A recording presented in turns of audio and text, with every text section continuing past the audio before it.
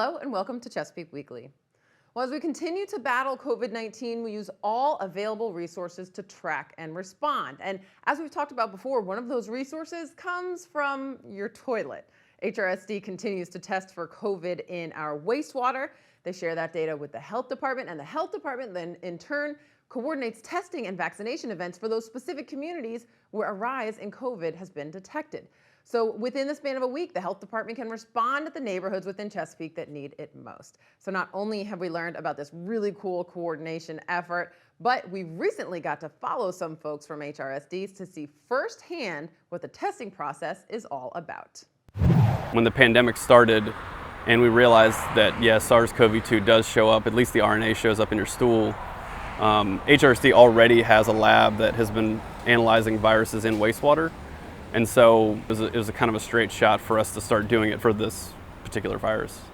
The idea is called wastewater-based epidemiology, and it actually has been around. Other folks around the world have done it to study things like polio and any virus that you can shed in stool.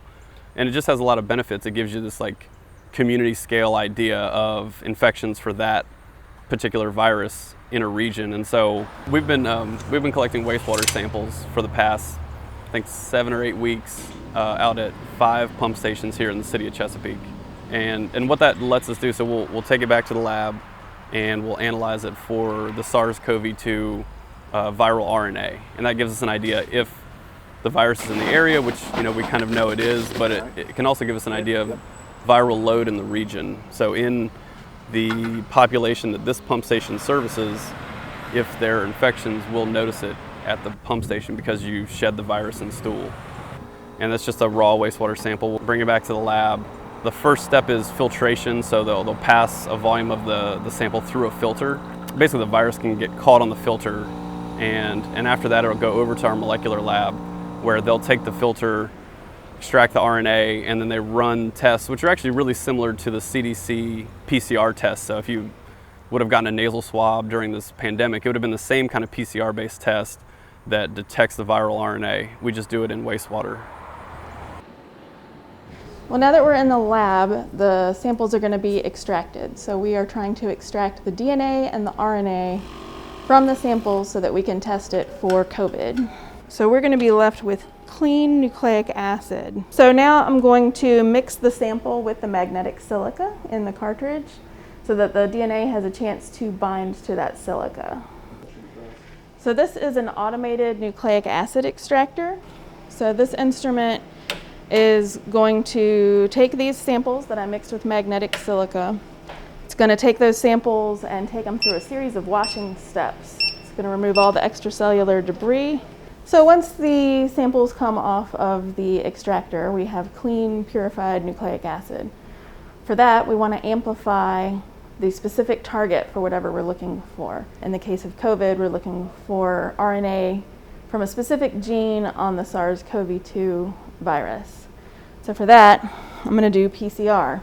So when I finish plating up my PCR, I'm going to take this plate and I'm going to put it on my thermal cycler. This thermal cycler is an instrument that is going to amplify the DNA or RNA in my sample. We've added fluorescent tags, so if the target sequence that we're looking for is in the sample, that fluorescent tag is going to get amplified right along with the DNA. And then we're going to take it to another instrument that's going to measure the amplification and tell us what our concentration is of our specific target in our sample. And so by monitoring week over week, we can get an idea of changes and trends in infections. So if we see a big spike, so a big increase in viral RNA at the site, that tells us there are more infections in the population that this pump station serves. And we do the same thing at the other sites. I think it's important to note that when we detect the virus, we are detecting the RNA, not an infectious form of the virus. And so when people hear about this project, sometimes it's really important to point that out because you would think like, oh, if it's in wastewater, maybe it's getting out into these other areas. But actually, as it leaves your body, it's really, as far as we know right now, not able to replicate. And so when we detect it, we're detecting sort of the remnants of it, like its molecular signal, not the active, able to replicate virus. So it's not infectious. So with all this work that we're doing, we're trying to get an idea of what SARS is looking like in the population. We want to get an idea of where we can focus efforts for vaccination and outreach for people where we are seeing the highest outbreaks. Well, you've likely seen those large orange signs posted around town announcing public hearings. They're kind of hard to miss, but they've recently been given a facelift to make them a little bit more user-friendly. Here's Rebecca Benz from the Planning Department with more. The former signs were 2 foot by 3 foot and had a lot of information, a little bit difficult to read. So we've improved them and now have 4 foot by 4 foot signs that include information for the Planning Commission and City Council date and time of the meeting. So those will be updated as the application moves forward in the public hearing process. Included also is our new cityofchesapeake.net/PC website. So information about the applications going through the public hearing can be found at that link. Also, they are pre-printed now instead of being written on by city staff.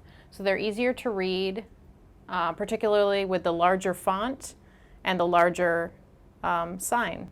Now, another great tool to help you better understand what's being built throughout the city is the development mapping tool. So it's an easy to use, interactive map. All you have to do is put in an address or zoom into a location on the map.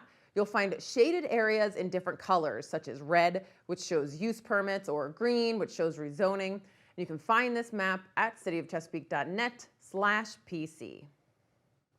Well, believe it or not, school is just around the corner, but kids and parents aren't the only ones in that end of summer rush to prepare for the new school year. The custodians, unsung heroes of every school, have been hard at work all summer to make sure each building is in tip-top shape. And never before have their jobs been more important than they have been during the pandemic. Here's a look back at a video we did pre-pandemic, but it gives you a good idea of all the care and effort that goes into each school building. It's a lot of work. You know, I do say that to myself, but I have done it. I've been custodian here now for, I'm going on to my 6th year, and I have done it, and it gets done. Well, basically in the mornings, I'm the only one here. First thing in the morning, I put up the flag. Then whatever anyone needs, if a child gets sick or whatever that the teachers might need, administrators might need, I'm the person. Well, basically my job as being the head custodian is to make sure that all the floors are done in the whole school, from classrooms to hallways. Basically, before my crew leaves me at the end of June, I have them for a week after the kids leave for the summer.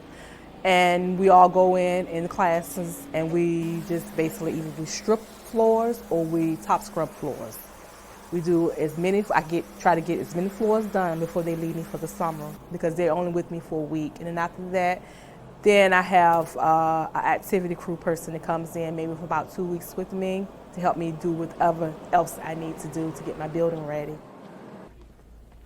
In our 52 schools and administrative buildings, Chesapeake Public Schools has 340 custodians currently on staff, and that also includes additional 80 part-time and subs that we use. It varies from building to building, and a prime example would be elementary schools, primaries, where there's probably 3 to 4 custodians, and in a middle school, probably around 11 custodians.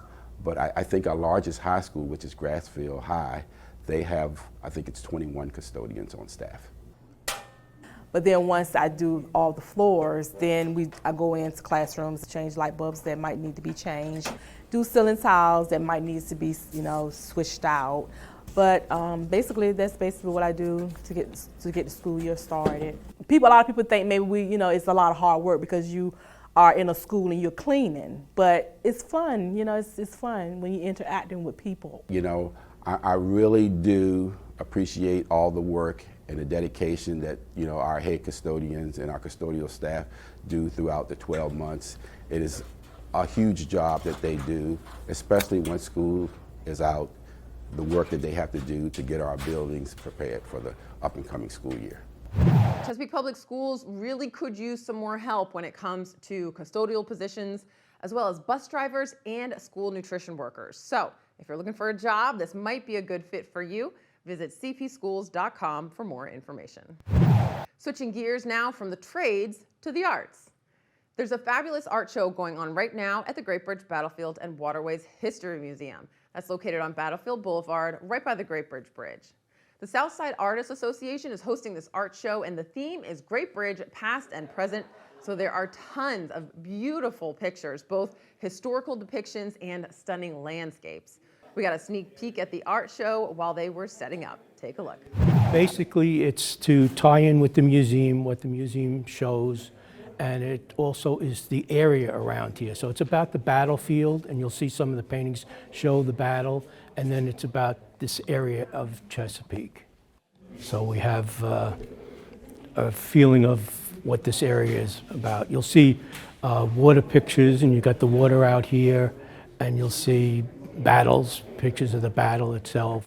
People that are here right now are the people that are helping set up, but we have about 40 to 45 members. We meet the first Tuesday of every month. We talk about our art. We have other shows in other areas and everything we set up. And we're all compatible. We're friends as much as being artists, and we have a common knowledge of what we need to do. And creativity and art is basically what we want, and we want to promote it. We have a scholarship that we give out to a child that has art in their future, and for the colleges that they want to go to. Maybe we could have one show in crafts.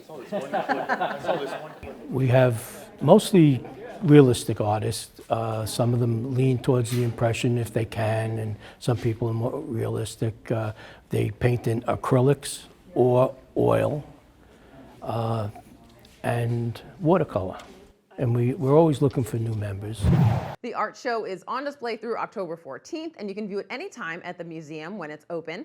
Find the schedule at gbbattlefield.org, and many of the paintings you see are for sale, with a portion of the proceeds benefiting the Great Bridge, Battlefield, and Waterways History Foundation. If you're interested in joining the Southside Artists Association, they're always looking for new members. They meet the first Tuesday of every month, and you can learn more about them at southsideartistassociation.com. Well, there's a fun charity run coming up to benefit the Oscar Smith High School's Families in Need program. It's the annual Tiger Trot 5K at Bells Mill Park. On Saturday, August 14th at 8 a.m., join students and community members in a run around the beautiful Bells Mill Park, or sign up to be a volunteer for this great cause.